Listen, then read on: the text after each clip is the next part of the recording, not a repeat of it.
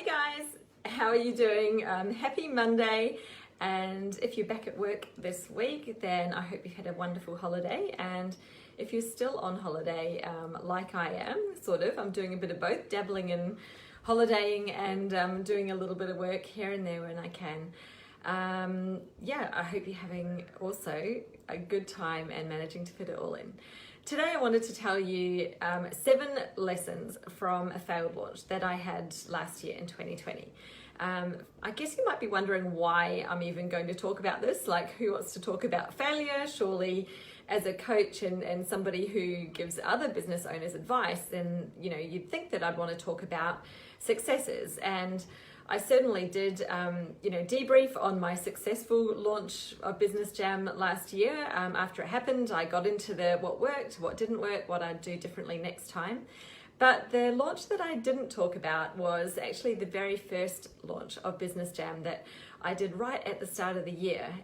It was kind of my founding launch, like my real initial, I guess you could call it a beta launch, because it was when I was just finishing off the Business Jam program. I was still developing lots of the content. It was really like my first go at getting it out there. Now, I think that when you have what you call a failure, there's actually so many more lessons to learn in that than there is in a success. I think, every success you have, you can always improve on. So I always do a debrief no matter what. But I don't look at something where, maybe I didn't hit my goals. We'll call it a failure because, of course, I didn't hit those goals, but there are always some wins in there. But this launch, I actually, I did a live workshop as the initial vehicle, I guess, to pre-sell the course, to get people to sign up. And I had 0 people sign up from that workshop. So that, I guess you could call a really good fail. 0 people signing up off the back of a workshop. So I wanted to just tell you a bit about that story and then the 7 lessons that I learnt from this experience. It all started off this time last year. I was finishing off Business Jam, getting things ready and figuring out how I was going to launch it out there into the world. Because yes, I had an email list, I had a Facebook group, I had a fairly good following and lots of people who, definitely like my content. So I just had to figure out how I was going to get it out there. I decided on doing a live workshop as the lead in, and then I'd sell it off the back of that. So my first shot at really doing a sales webinar, which was something I didn't have a lot of experience in. I didn't do a course to learn how to do it, but I've done plenty of webinars and presentations before, so I thought I'm just going to give it a go. What have I got to lose? So I set one up, and I gave myself a goal of 100 people signing up to the workshop, and I got about 130, which was awesome. So I smashed that one, and I had a really good turnout rate of people turning up live, which again was a great win. But then from there, I guess everything just tanked. So although they had a great experience in the workshop, I got lots of really good feedback. Nobody actually purchased Business Jam or decided to sign up as a foundation student. And afterwards, I really thought about this, and I did a bit of a debrief, and I came up with 7 lessons that I've even built on more from then the second time I launched Business Jam and did have success in selling the program and having people join. What was so different about the 2 launches? So here are my 7 lessons that I learned.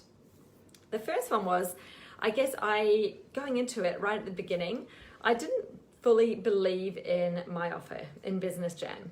It was still brand new. I'd put work into it.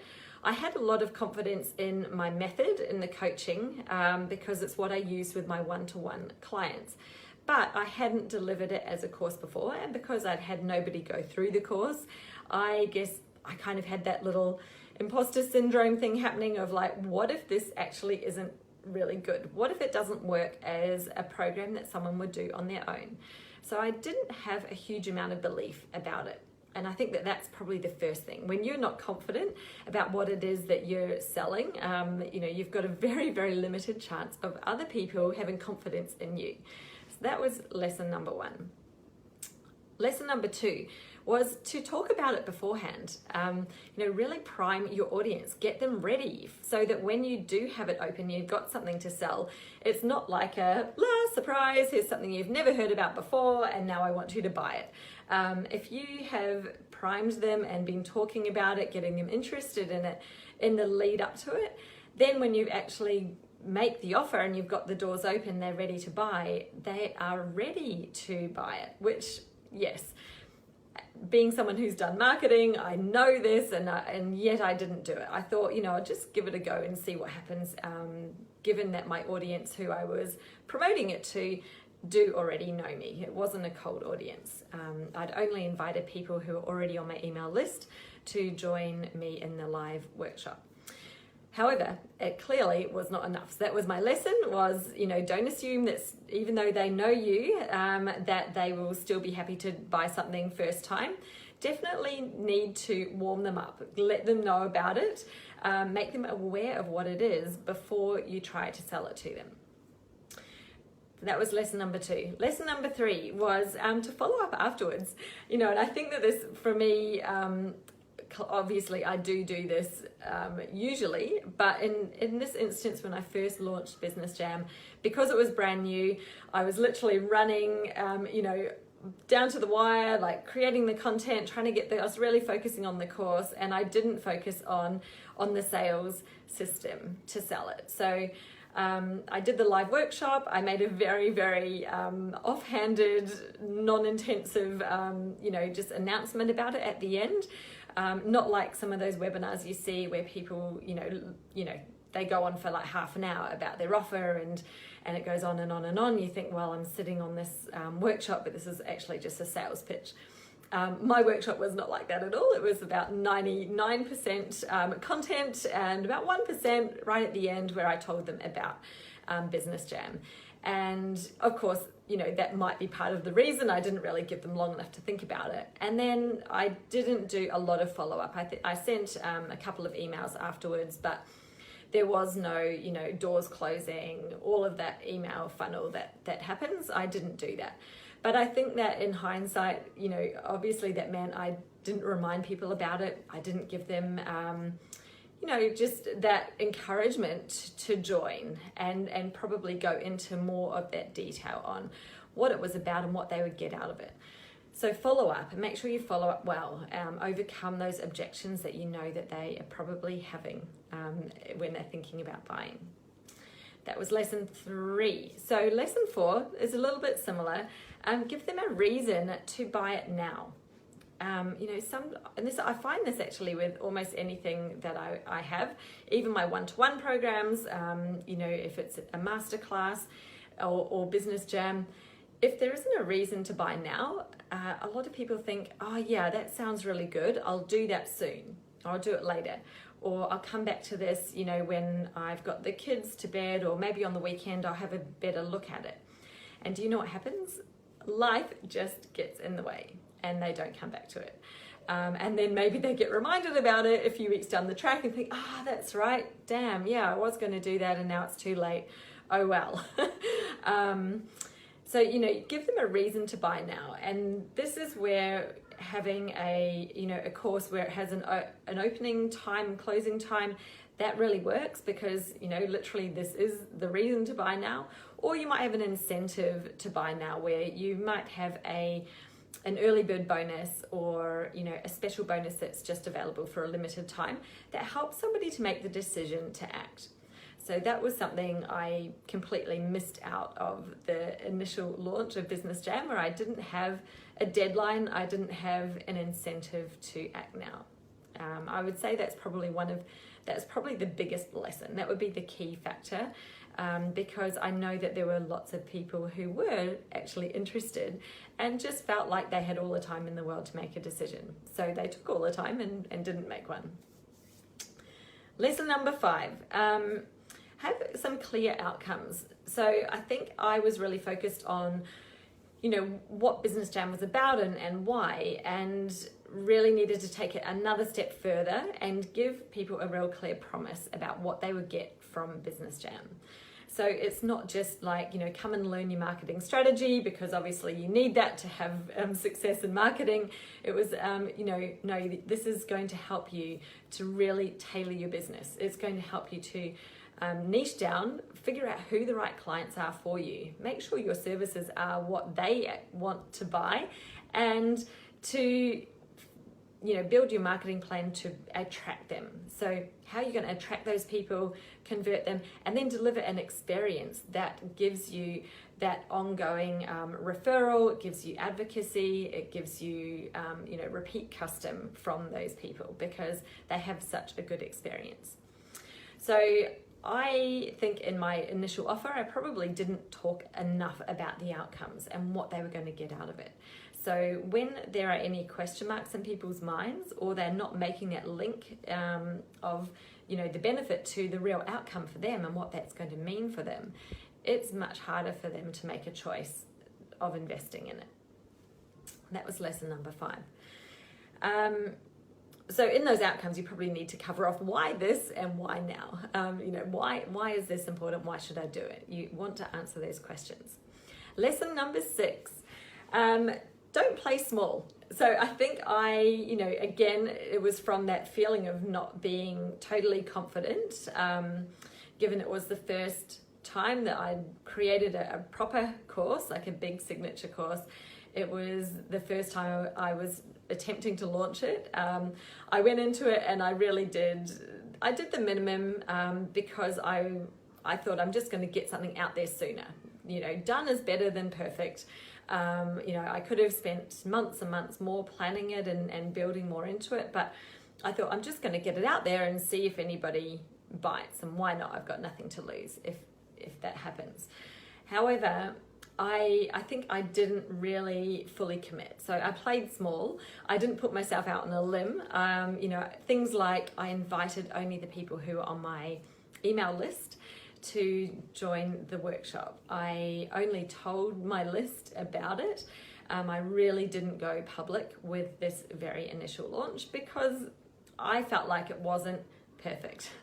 So there's my perfectionism there. It wasn't totally finished. I was worried, like, what if I get loads and loads of people signing up and it's not completely done, and then I've got all this stress. So I think, I wasn't fully committed. I wasn't fully committed to people coming on board with it. And that's a massive factor because it influences all the decisions that you make. So I won't be playing small in the future.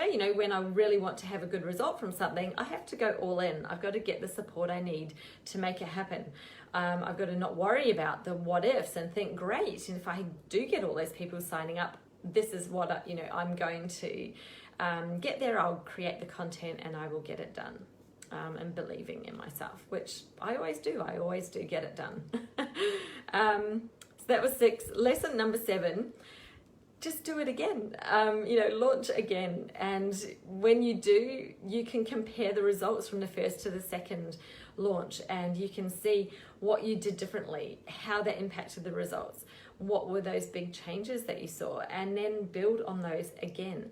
You'll always be able to improve. So the more times you do it, the better you're going to get. And that's really just the crux of it. Launch number 2 that I did 6 months later, or not even 5 months after that, I did a lot of things way better. I did a much better pre-launch runway with my content. I had people warm. I did a much better job of announcing it, of launching it, of the follow-up, and really making myself available to answer questions and making the offer irresistible. So I learned from all these lessons, and in launch number 2, I did a much better job. It was a great success. It was a 5-figure launch. Really my first official one where I was public about it and made a full go. But even then, I would think that lesson number 6 about not playing small, I still had not learned fully, because I didn't do as many Facebook ads, for example, as I should have. I didn't commit myself fully to the outcome, and probably because I hadn't had the success in the first one. But now that I've had that success in launch 2, launch number 3, I'm going to be taking all of these lessons and the extra ones that I learnt during launch 2 about what did work really well, and applying all of those into launch number 3. So they were my 7 lessons, from a failed launch where, 0 new customers signed up. I did have a few existing clients who came on board, which was great because I then was able to run the program and get feedback from the founding members. But, technically the launch itself was a complete failure, totally bombed. And yeah, I'm fine with that. You do it again. This is business. You can't expect to do something the very first time and to have the biggest ever success.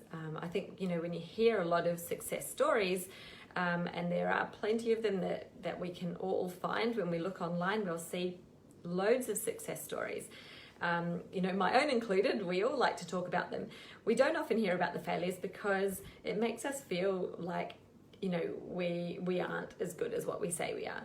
But I don't believe in that. I think that we need to take those failures. We need to understand that everybody who's got anywhere has always had experiences where it didn't work, and that's fine. You just move on from it, but more importantly, do that debrief to really understand what the lessons are from the experience that you've had.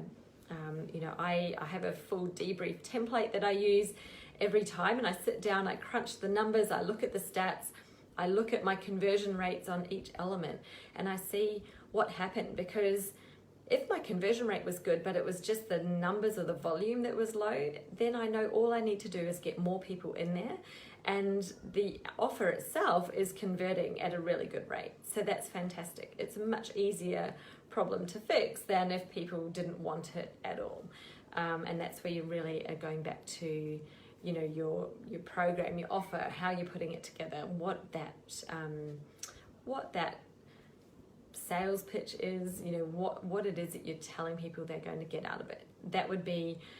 It's much harder. That's a lot more strategic and time-consuming work than simply having something that's proven to be working, but it was just too small.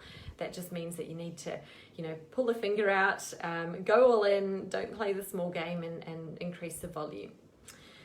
So there we go. I hope you're having a wonderful Monday, and if you've joined me live, thank you very much for joining live. It's been awesome to see you, and I will talk to you guys again soon next week. Oh, and if you are interested, obviously, in Business Jam itself, the waitlist is currently open. I'm going to be opening the VIP round again in February, where I do 10 weeks of live coaching along with the students who are going through the program. But right now we're in January, it's school holidays, everything's a bit crazy, which I'm sure it is for you as well. So that will be opening in February. You can get your name on the wait list right now to join if you would like to hear about it when it's opening. And I always have a few little extra surprises up my sleeve for my waitlist people. So jump across to my website, jessicaosborne.com. You will find Business Jam there, and you can pop your name on my VIP waitlist. And I will look forward to seeing you soon. Okay, bye.